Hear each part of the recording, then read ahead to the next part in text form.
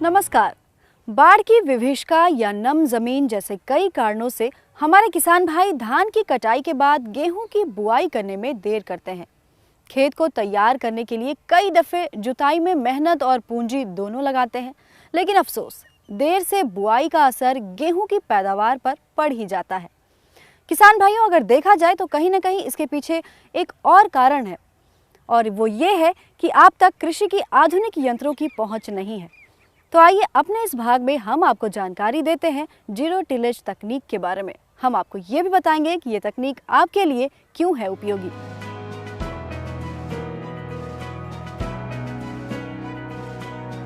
धान की कटाई के बाद खेत की जुताई किए बिना मशीन की मदद से सीधी पंक्ति में बुआई की अनोखी तकनीक है जीरो टिलेज।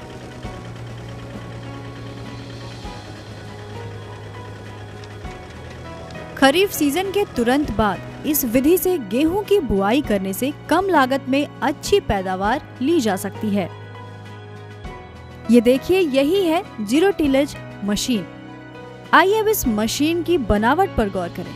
जैसा कि आप देख पा रहे हैं, इस मशीन में साधारण सीड ड्रिल की तरह ही दो बक्से बने होते हैं, जिसमें से एक बक्से में बीज डाला जाता है और दूसरे में खाद। आमतौर पर इस मशीन में 9 या 11 फाड़े होते हैं। आप देख सकते हैं कि ये फाड़े आगे से नुकीले बने होते हैं, ताकि ये जमीन में सिर्फ पतली सी दरार ही खोद सकें।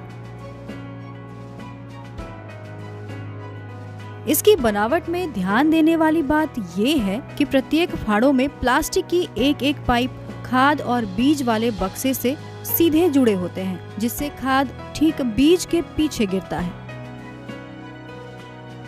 आप देख सकते हैं कि इसमें हमारा उपचारित बीज हमने इस बॉक्स में भरा हुआ है, और इस बॉक्स में भरने से आप देखोगे कि जैसे हमारा इसका जो मशीन चलेगी उसका डिस्ट्रीब्यूशन, जिसने पर हमारा लगभग ये 40 एकड़ प्रति 40 किलो प्रति एकड़ के हिसाब से हमारा इसकी निर्धारित है, उसी के हिसाब से हमारा बीज गिरता जाएगा।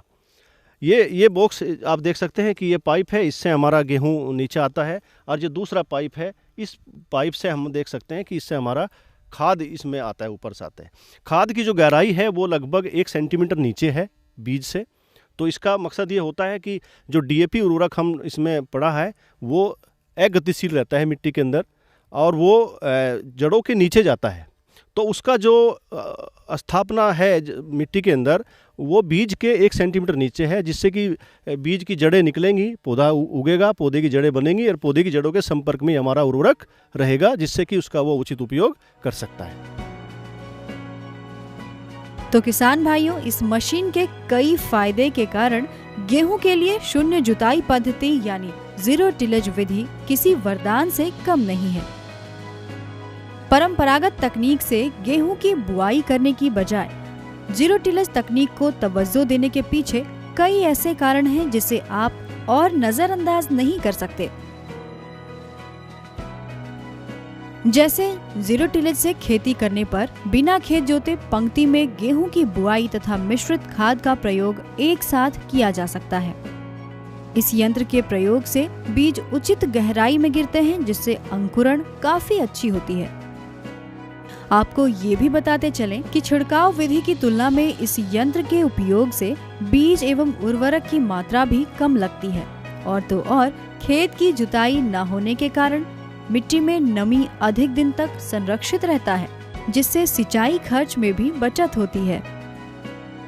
इसके अलावा अगर गौर करें तो बुआई के इस विधि से पौधों का वितरण समान रूप से हो पाता है, जिसके कारण कीट रोगों का प्रकोप कम होता है। लागत मूल्य के पैमाने पर अगर देखें तो इस विधि से बुआई करने पर 1800 से 2500 रुपए प्रति हेक्टेयर जुताई खर्च में कमी आती है, और उत्पादकता में बढ़ोतरी होती है।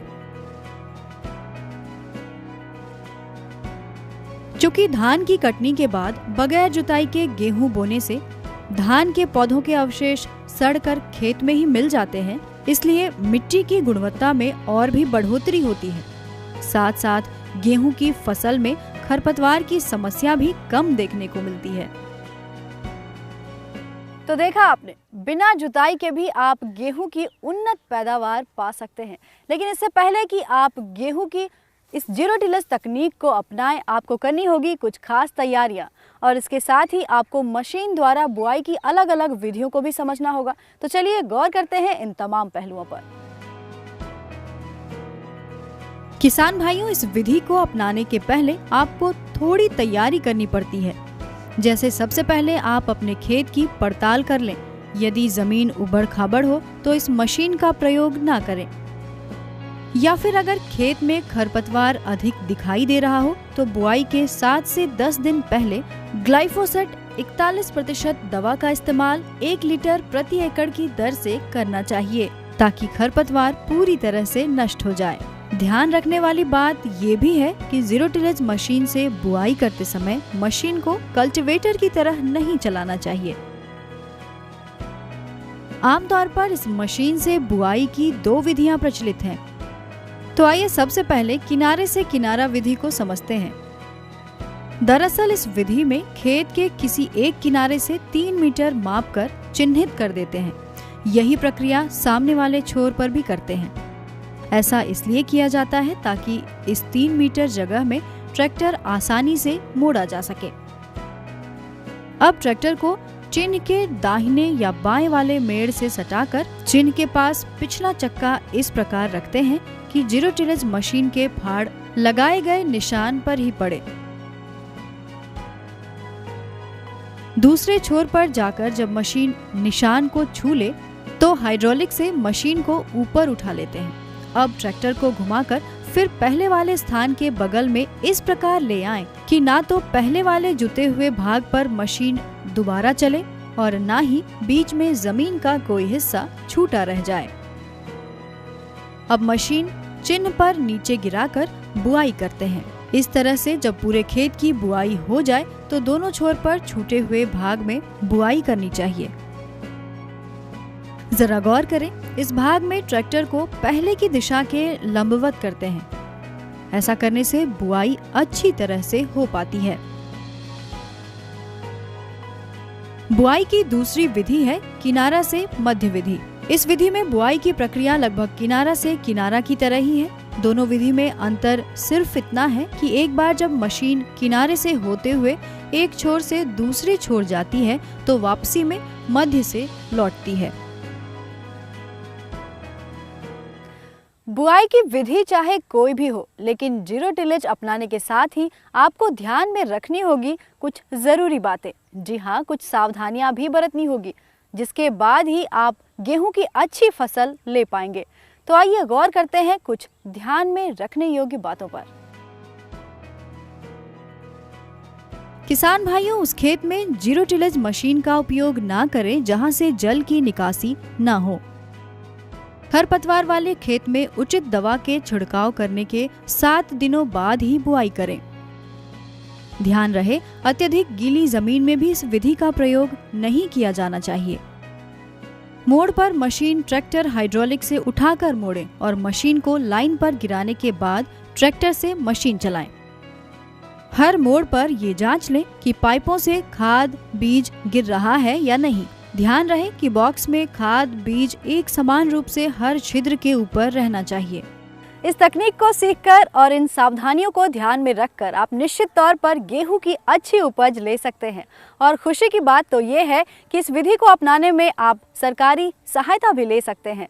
तो किसान भाइयों, अब समय आ गया है कि आप जीरो टिलेज जैसी आधुनिक तकनीक को अपनाएं और अपना खर्चा, समय और मेहनत तीनों बचाकर बदले में पाएं उन्नत पैदावार।